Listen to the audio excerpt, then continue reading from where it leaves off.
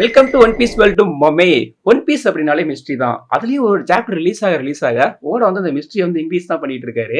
நிறைய கேரக்டரை இன்ட்ரோவும் பண்ணிட்டு இருக்காரு. ஸோ அந்த கேரக்டர் பின்னாடி நிறைய கியூரியாசிட்டி எல்லாம் நமக்கு வந்து உருவாக ஆரம்பிக்குது. இந்த மாதிரி தான் ஒரு 15 வருஷத்துக்கு முன்னாடி ஒரு கேரக்டர் வந்து ஓட இன்ட்ரோ பண்ணாரு. ஸ்டில் இப்போ வரைக்கும் அந்த கேரக்டரை பத்தின ஃபுல் ட்ரூத் நமக்கு வந்து தெரியல. அங்க ஒன்றும் இங்க ஒன்று அப்படிங்கிற மாதிரி தான் தெரியுது. அந்த கேரக்டர் யாருன்னா ஜாய் பாய். இந்த வீடியோல என்ன பார்க்க போறோம்னா, ஜாய் பாய் யாரு, அவன் யாருக்கு அகேன்ஸ்டா சண்டை போட்டான், அவன் வந்து ஃபிஷ்மேனுக்கு என்ன ப்ராமிஸ் பண்ணான், இந்த வில் ஆஃப் டீனா என்ன. ஸோ இதெல்லாம் என்ன பண்ண போறோம்னா, ஓடா கொடுத்து அங்கங்கே இருக்க இன்ஃபர்மேஷனை வச்சு நம்ம வந்து ஒரு தியரியா வந்து பார்க்க போறோம். ஸோ வீடியோ ஸ்டார்ட் பண்றதுக்கு முன்னாடி நம்ம சேனலை வந்து சப்ஸ்கிரைப் பண்ணிக்கோங்க.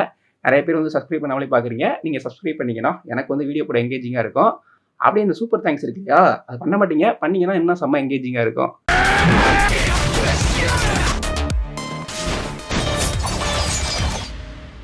ஜாய் பாய் வந்து ஏசியன் கிங்டம் இருந்தது இல்லை, அங்கே தான் பிறக்கிறான். கரெக்டாக இப்போ ஒன் பீஸ் வேர்ல்டுலேருந்து ஒரு 800 வருஷத்துக்கு முன்னாடி வந்து அவன் பிறக்கிறான். அந்த ஏசியன் கிங்டம் இருந்தது இல்லையா, அது எப்படி இருந்ததுன்னா டெக்னாலஜியாக செம்மையாக டெவலப் ஆகிருந்திருக்கு. ஸோ அதுலேயே அவங்கள்ட்ட இருக்கக்கூடிய வெப்பன்லாம் பார்த்தீங்கன்னா ரொம்ப ரொம்ப பவர்ஃபுல்லாக இருந்திருக்கு. அவங்களால அசால்ட்டாக ஒரு கண்ட்ரியை வந்து அழிக்க முடியும். எனர்ஜியை வேற லெவலில் யூஸ் பண்ணியிருக்காங்க. இப்போ மதர் ஃப்ளேம் இருக்கு இல்லையா, அதே மாதிரியான எனர்ஜி தான். அதை யூஸ் பண்ணி தான் ஏசியன் வெப்பனை ஆக்டிவேட் பண்ண முடியும். ஸோ அந்தளவுக்கு டெக்னாலஜியில் ரொம்ப ரொம்ப ஹையராக வந்து இருந்திருக்காங்க. எப்போவுமே ஒரு கண்ட்ரி வளர்றப்போ என்ன ஒரு பிரச்சனைனா, அந்த வளர்ச்சி மட்டும் இருக்காது, அதுக்கான நெகட்டிவ் சைடும் இருக்கும். ஸோ நிறைய பேர் வந்து ஸ்லேவ் ஆக்கப்படுறாங்க அங்கே வந்து டெக்னாலஜி அதிகமானதுனால. ஜாய் பாய் இருக்கான்ல, ஜாய் பாய் தான் ஃபர்ஸ்ட் பேரு. ஜாய் பாய் பிறந்தப்போ கண்டிப்பாக உனக்கு தெரிஞ்சிருக்காது ஏசியன் கிங்டம் வந்து மற்றவங்களெல்லாம் வந்து கண்ட்ரோல் பண்ணிட்டு இருக்காங்க அப்படிங்கிறது. ஸோ அது உனக்கு வந்து தெரிஞ்சிருந்தாலும் ஃபுல்லாக தெரிஞ்சிருந்திருக்காது. எப்போ தெரிய வந்திருக்குன்னா, ஜாய் பாய் தானே ஃபர்ஸ்ட் பேரு. ஸோ அவன் வந்து டிராவலில் இன்ட்ரெஸ்ட் இருக்கக்கூடிய ஒரு பர்சனாக வந்து இருந்திருக்கணும். ஃபுல்லாகவே கடலில் வந்து டிராவல் பண்ணுறப்ப தான் நிறைய மக்களை அவன் பார்க்குறான், நிறைய கிங்டமை பார்க்குறான். அவங்கள மீட் பண்ணி பார்க்கறதுக்கு அப்போ தான் இவனுக்கு வந்து ஸ்லேவ் பற்றி ஃபுல்லாக தெரிய வருது. எவ்வளோ பேர் ஏசியன் கிங்டமுக்கு அகேன்ஸ்டாக இருக்காங்கிறதும் அவனுக்கு தெரிய வருது. ஸோ இந்த செகண்டாக வார் நடந்தது இல்லை, ஸோ இந்த டைம் அப்போ தான் புதுசாக நிறைய விஷயங்கள் உருவாயிருக்கு. ஒன்று வந்து என்னென்னு பார்த்தீங்கன்னா டெவில் ஃப்ரூட்டு, அதுக்கடுத்து ஹாக்கி, அதுக்கப்புறம் பார்த்தீங்கன்னா அந்த டி கிளான். இந்த டியை பற்றி நான் சொல்கிறேன், அதுக்கு முன்னாடி ஒரு சில இன்ஃபர்மேஷன்லாம் சொல்லிடுறேன். ஜாய் பாய் இருக்கான்ல, அவன் ட்ராவல் பண்ணுறப்போ தான் ஈமோவே மீட் பண்ணியிருக்கணும். ஸோ ஈமோ வந்து எப்படியாப்பட்ட ஒரு கேரக்டராக இருந்திருக்கணும்னா, இப்போ வந்து நம்ம டிராகன் பார்க்குறோம்ல, மங்கிடி டிராகன், அவர் வந்து வேர்ல்ட் கவர்மெண்ட்டுக்கு அகேன்ஸ்டாக ஒரு புரட்சியை ஏற்படுத்திட்டு இருக்காரு இல்லையா, அதே மாதிரி ஏசியன் கிங்டம்க்கு அகேன்ஸ்டாக சண்டை போட நினைச்சதுல ரொம்ப முக்கியமான பர்சன்ல ஈமோ வந்து இருந்திருக்கான். ஸோ அது ஈமோ மட்டும் கிடையாது, லாஸ்ட்டாக ஒரு 20 கிங்டம் வந்து டிஃபீட் பண்ணாங்க இல்லையா, அந்த 20 கிங்டமுமே ஏசியன் கிங்டம்க்கு அகேன்ஸ்டாக இருந்தவங்க தான். ஸோ அவங்களோட ஃபியர் என்னவா இருந்திருக்குன்னா, அவங்கள்ட்ட ரொம்ப பவர்ஃபுல்லான வெப்பனாக இருக்குது. ஸோ மற்ற கண்ட்ரியை அவங்க கண்ட்ரோல் பண்ணியிருக்கணும், நிறைய ஸ்லேவ்ஸை வந்து உருவாக்கி இருந்திருக்கணும். இதனால தான் அவங்களுக்கு வந்து அவங்க மேலே வந்து பயம், வெறுப்பு, ஸோ எல்லாமே அவங்களுக்கு இருந்திருக்கணும். ஸோ ஜாய் பாய் இவங்களோட மட்டும்தான் இருந்தானா அப்படி கிடையாது. சுகேஷா இருக்கு, அதுக்கப்புறம் பார்த்தீங்கன்னா எமத் இருக்கு. இதுல வந்து ஒரு கேரக்டர் வந்து மிஸ் ஆகிட்டே இருக்கு இல்லையா, அது யாருன்னு பார்த்தீங்கன்னா டேவி டி ஜோன்ஸ். இவன் பேர்ல டியும் இருக்கு. இவன் வந்து எப்பவுமே கிங்கா இருந்தது இல்லைன்னு சொல்லிட்டு ஏமும் மென்ஷன் பண்ணியிருக்கான். எமத் வந்து லூஃபியை பார்க்குறப்போ ஒன்று சொல்லியிருக்கோம், சாரி ஜாய் பாய், உன்னை வந்து என்னால் வந்து கிங் ஆஃப் பைரேட் ஆக்க முடியலன்னு சொல்லிட்டு சொல்லியிருந்திருக்கோம். ஈமோ இருக்கான்ல, அவன் வந்து ராக்ஸ் கிட்ட சண்டை போறப்போன்னு சொல்லியிருப்பான். ஜோன்ஸ் அதுக்கப்புறமா ஜாய் பாய், இவங்க 2 பேருமே ஒரு செகண்ட் கூட கிங்கா இருந்தது இல்லைன்னு சொல்லிட்டு அவன் சொல்லியிருக்கான். இப்போ 3 பேரையும் கம்பேர் பண்ணி பார்க்குறப்போ என்னன்னா, டேவி டி ஜோன்ஸ் இருக்கான் இல்லையா, அவனுக்கும் கிங் ஆகணும்னு சொல்லிட்டு ஆசை இருந்திருக்கு, நம்ம ஜாய் பாய்க்கு இருந்திருக்கு. ஸோ ஜாய் பாயோட கிங் ஆகிறது வந்து எப்படி இருக்குன்னா, இப்போ நம்ம லூஃபி மாதிரி எடுத்துக்கலாம். லூஃபி வந்து பைரேட் கிங் ஆக நினைப்பான், பட் மற்றவங்களை கண்ட்ரோல் பண்ண மாட்டான்ல, ஃப்ரீடமாக இருக்க நினைப்பான் பத்தியா, அதுக்காண்டி கிங் ஆக நினைக்கிறான்ல. அதே மாதிரி ஜாய் பாய் வந்து கிங்காக நினைச்சிருந்திருக்கலாம். அதுக்கடுத்து ஈமோ, இந்த ஈமோ என்ன பண்ணிருக்கலாம்னு சொல்லிட்டு என்னோட ஒரு சில தியரிஸ் எல்லாம் இருக்கு. ஒன்று வந்து இப்போ ஜாய் பாய் அதுக்கப்புறமா ஜோன்ஸ், இவங்க 2 பேருமே ஆப்போசிட்டான கேரக்டர்ஸாக இருக்கணும். எப்படின்னா லூஃபி அதுக்கப்புறமா டீச் மாதிரி, ஒருத்தவங்க ஒயிட்டு, இன்னொருத்தவங்க வந்து பிளாக்கு. இந்த டேவி டி ஜோன்ஸ் இருக்கான் இல்லையா, இவன் வந்து ஸ்டார்டிங்ல ஜாய் பாய் ஈமோட டீமா இருந்திருக்கலாம். லேட்டரா ஒரு பீரியட்ல ஏசியன் கிங்டம்க்கு சப்போர்ட் பண்ணி இவங்களுக்கு அகைன்ஸ்டா பேட்டில் பண்ணி இருக்கிறதுக்கும் சான்ஸ் இருக்கு. அப்படி இல்லைன்னா வேற ஒரு ஆப்ஷன் என்னன்னா, ஜாய் பாயும் ஈமோ சேர்ந்து டேவி டி ஜோன்ஸை டிஃபீட் பண்ணியிருந்திருக்கலாம். ஏன்னா அவனோட இன்டன் கரெக்டா இல்லைன்னு சொல்லிட்டு இவங்க ஃபர்ஸ்ட் பண்ணியிருந்திருக்கலாம்.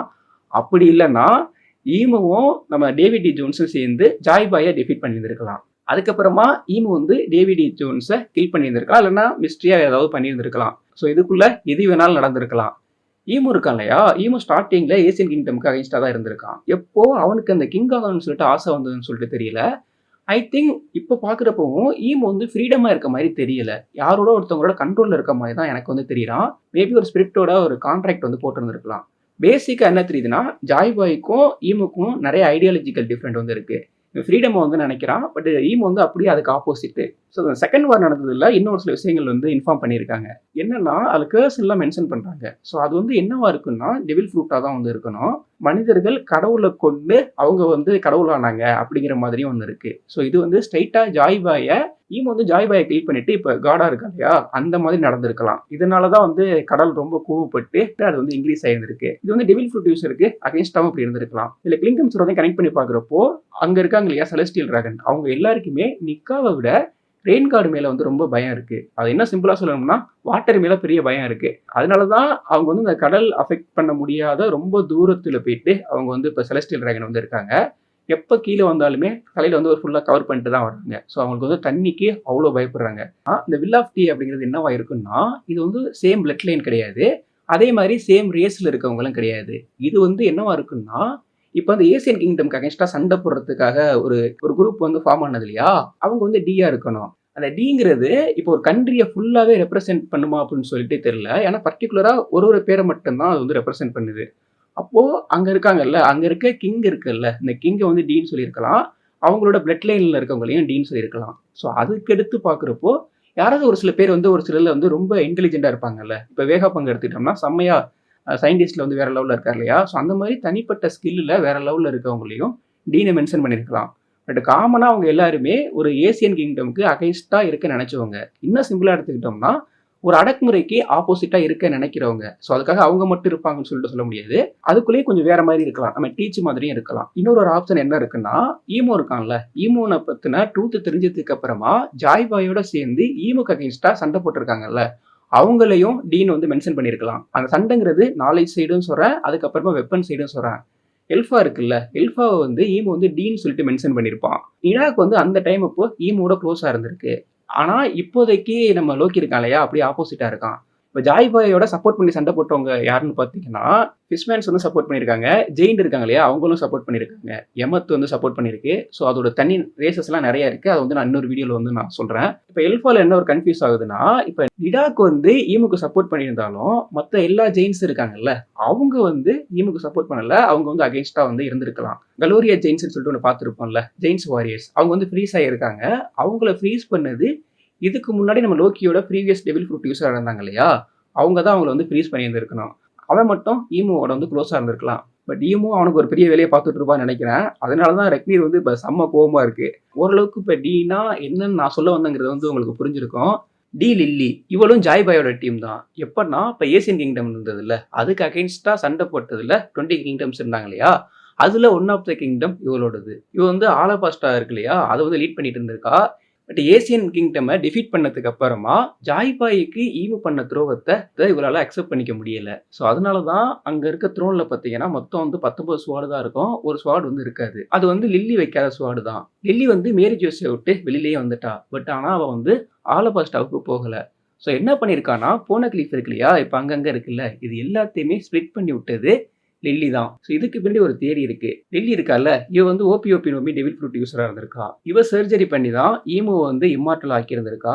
ஸோ அதே மாதிரி இந்த போனகிளிஃப் இருக்கு இல்லையா, இதை வந்து அழிக்கிறதுக்கான பொறுப்பை லில்லிகிட்ட கொடுக்கப்பட்டிருக்கு.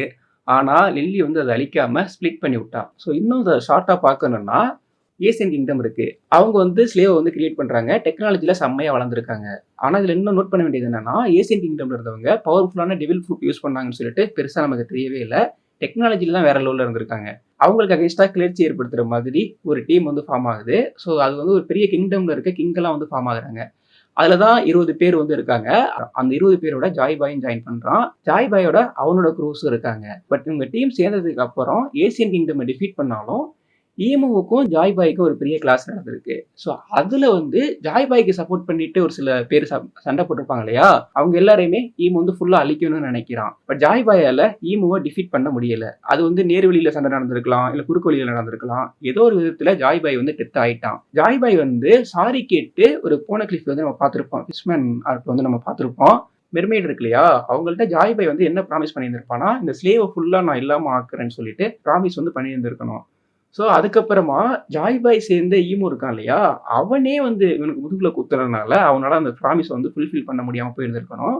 திரும்ப ஜாய்பாயும் அந்த ஃபிஷ்மேன் இவங்கெல்லாம் சேர்ந்து ஈமுக்கு அகேன்ஸ்டா பேட்டில் பண்ணி அவங்க வந்து தோத்துருக்கணும். இதனால தான் ஜாய்பாய் வந்து சாரி கேட்டு போன கிளிஃபியை வந்து வச்சிருக்கணும். ஸோ இது வந்து இன்னும் ஃபுல்ஃபில் ஆகலை. ஸோ அதனால என்ன பண்ணீங்கன்னா, நீங்கள் கமெண்ட் பண்ணுங்க. ஸோ ஒரு கமெண்ட்டுக்கும் நம்ம வந்து ஒரு வீடியோவை வந்து நான் மேக் பண்ண ட்ரை பண்ணுறேன். இப்போ நீங்கள் ஃபாலோ பண்ணாமல் பார்த்துட்டு இருந்தீங்கன்னா ஃபாலோ பண்ணி விட்ருங்க.